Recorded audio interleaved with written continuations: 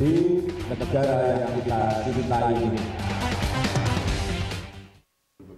Baik, masih bergabung bersama kami dalam segmen terakhir pembahasan mengenai Capres-Cawapres Jokowi JK dan juga Prabowo Hatta.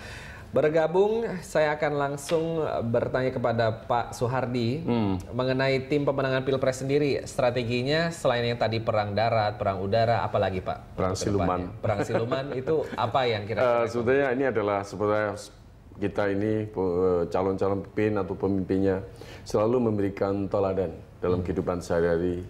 Jangan sampai ya rakyat melihatnya dia bukan pemimpin yang baik dan sebagainya.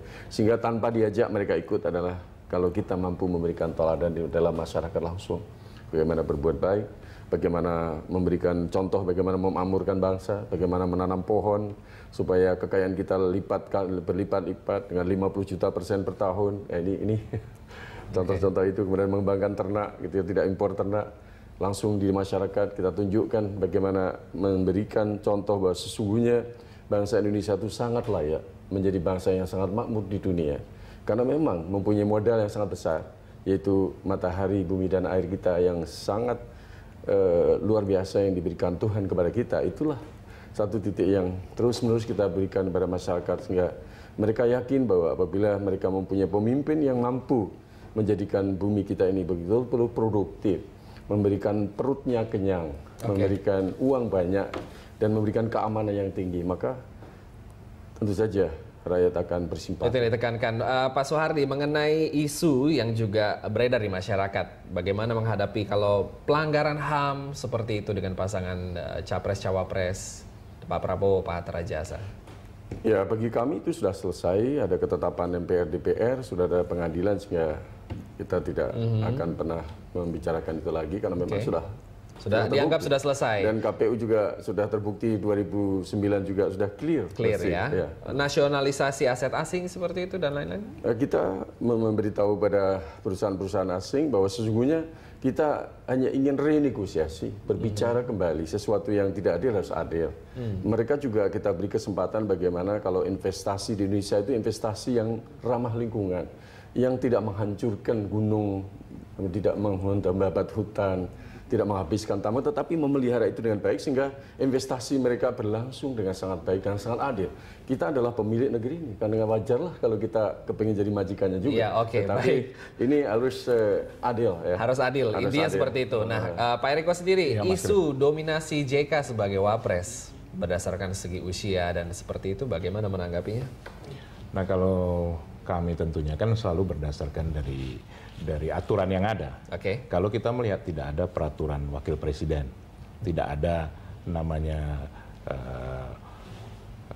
tanda tangan yang dilakukan oleh wakil presiden.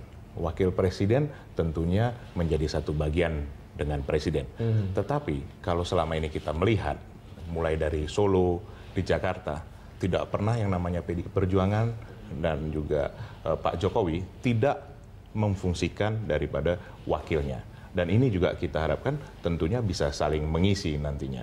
Kesenioran dari Pak JK tentunya sangat dibutuhkan. Karena bagaimanapun juga untuk ke depan ini tantangannya lebih besar. Tahun depan kita sudah menghadapi pasar bebas ASEAN. Dan ini tidak bisa ditangani dengan hanya berdinamika, hanya dengan berspekulasi, tetapi harus berbuat lebih cepat tetapi dengan tepat. Nah, pasangan ini tentunya kita harapkan bisa melakukan hal ini. Baik, menjawab untuk pertanyaan-pertanyaan saya untuk closing statement. Tapi sebelum itu saya mau bertanya dengan Pak Soehardi ini selaku dari kehutanan dulu ya Pak ya? UGM ya Pak saya ya? pernah Dirjen Kehutanan juga. Kemudian Dekan di Kehutanan dan memang guru besar di sana. Pernah mengajar Jokowi juga Pak dulu waktu kuliah? Waduh, ini bagaimana rasanya dulu di ruang kuliah, sekarang di ruang politik gimana Pak? Iya, kan mengajar beliau hanya satu subjek ya. Jadi tidak terlalu banyak, tetapi tentu saja ya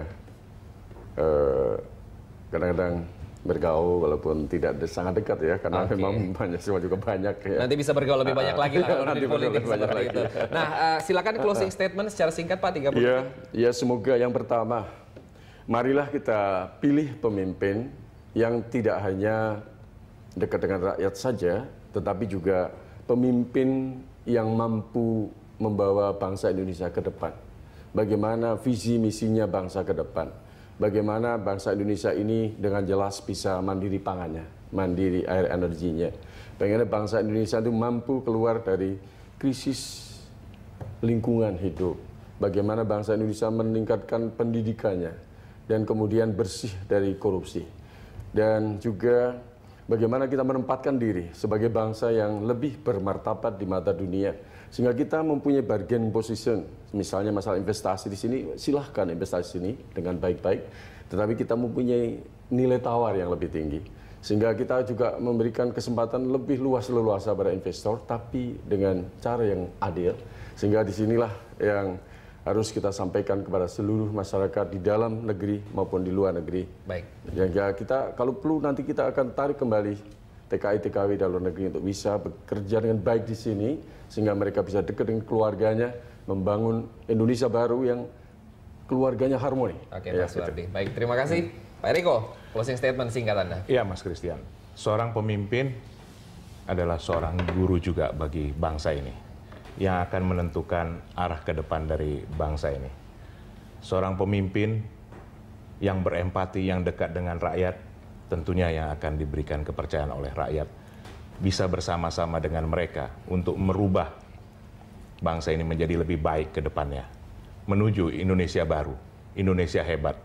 Bangunlah jiwanya, bangunlah badannya, Indonesia Raya. Terima kasih Pak Eriko, terima kasih Pak Suhardi atas kehadirannya di studio Berita Saat.